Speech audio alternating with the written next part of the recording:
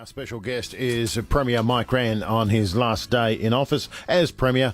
Just before we get back to him, a quick call from John. He's phoned in on 8223 0000. Hello, John. It's John Blake. Oh. I want to speak to Mike. Oh, okay. He's just putting his earphones on, John. Yeah. Hey, Mike. Hello. Hello. John Blake, Premier. They all told me to ring up with this voice. That would be really weird. You've got to start practicing Jay now. Come on, get moving. Jay doesn't sound like anybody. Well, the problem is he sounds like everybody else. So, I can't do Jay. I think we're going to do Isabel, So you're making a goodbye speech or something? Yep. In Parliament? Yeah, a goodbye speech at 2 o'clock today. Oh, today? Yeah, and can I just say thank you for the new hospital, John, because it was John who said to me that he's got an apartment. Blake, he's got an apartment overlooking the hospital. He said he thought it was unsightly. Would I get rid of it? So I've sort of delivered. It's all my project, really, isn't it? It's down to you, John. The public should be blaming me. I was just going to say, when you do the speech, could you possibly mention me in Parliament? You want me to mention you in Parliament? Because Leon always gets mentioned in Parliament. I never have been mentioned. It would be a nice little... After all I've done for you, I reckon... Okay, here's the deal. I promised to mention you in Parliament today. It's about time you were immortalised in Hansard. Yeah, I think so too. That would be a great party. That might go down as your legacy, which would be fantastic. Oh, I'm going to miss you, sir. Thank you, John. Thank you, John. Bye-bye. If he gets a mention in Hansard, we'll never live it down. We will never stop hearing about it. Premier, we've got a quick comment here. Hi, guys. I am a Liberal, but still respected what Mr. Rann tried to do for the state. However, I will never accept a party that overrides the will of the people by forcing him out of office. All the best from John Kay, and that's not me. Thank you very much. Well, it does lead to something I wanted to ask you about, the nature of the handover agreement.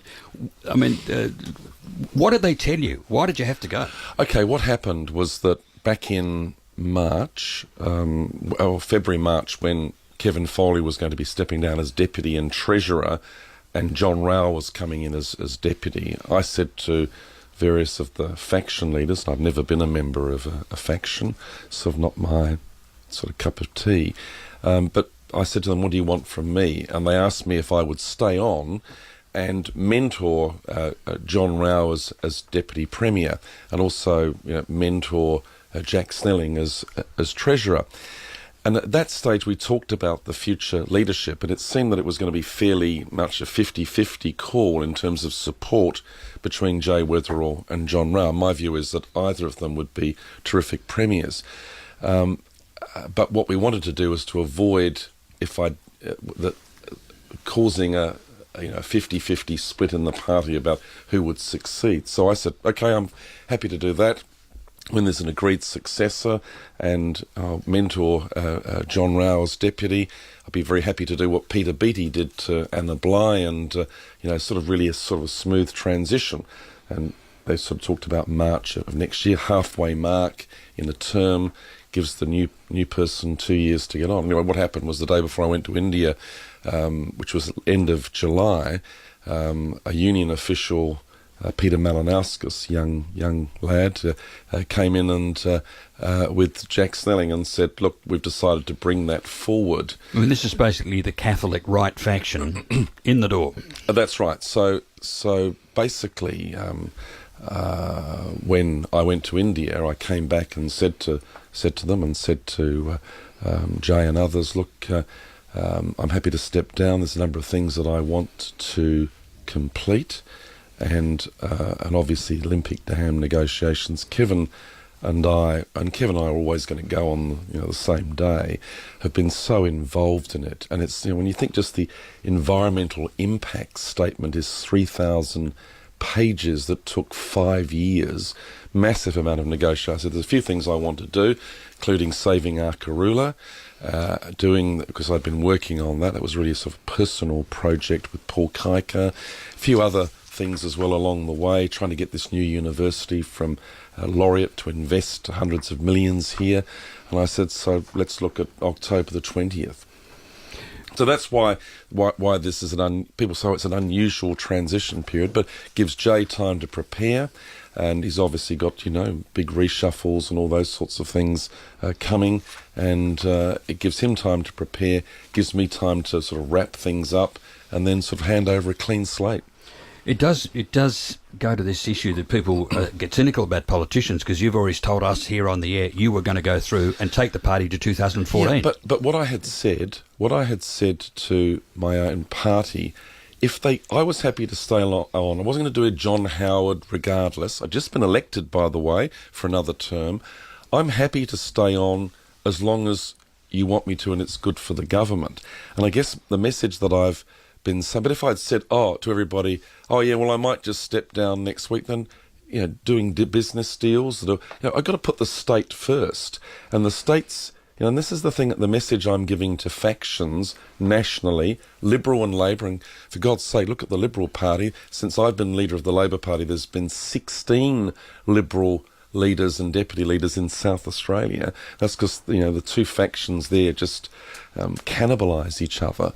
What I've been saying to people is you've got to put your state first, government second, party third, and factions fourth. When it gets the other way around, that the loyalty to their factions is number one, that's when it becomes tribal and it's about positions, perks, and patronage. Did that happen to you? The factions got to number one? I think that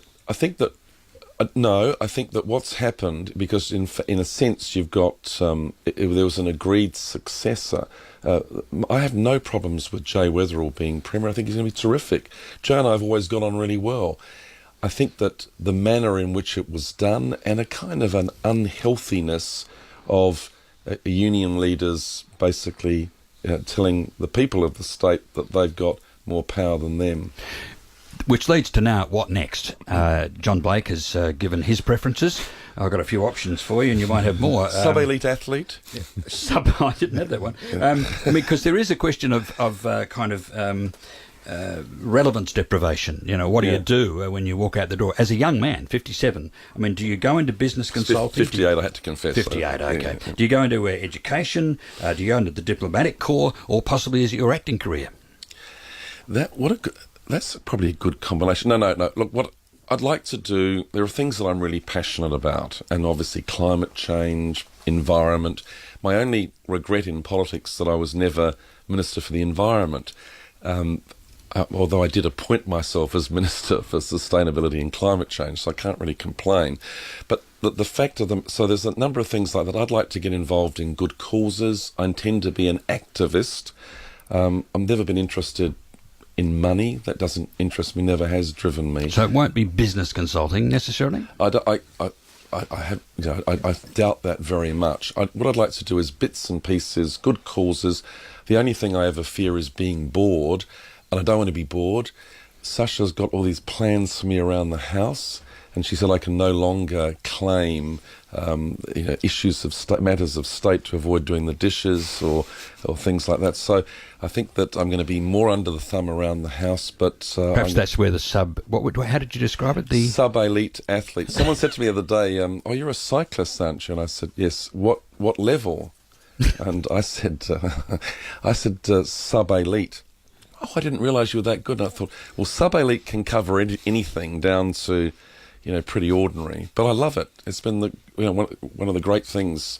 I only do my maximum is about 45 Ks, which is nothing compared to most of the people listening in. With that image of Mike Rann in Lycra, we thank you for coming in on your last day. As I knew that would lose you listeners.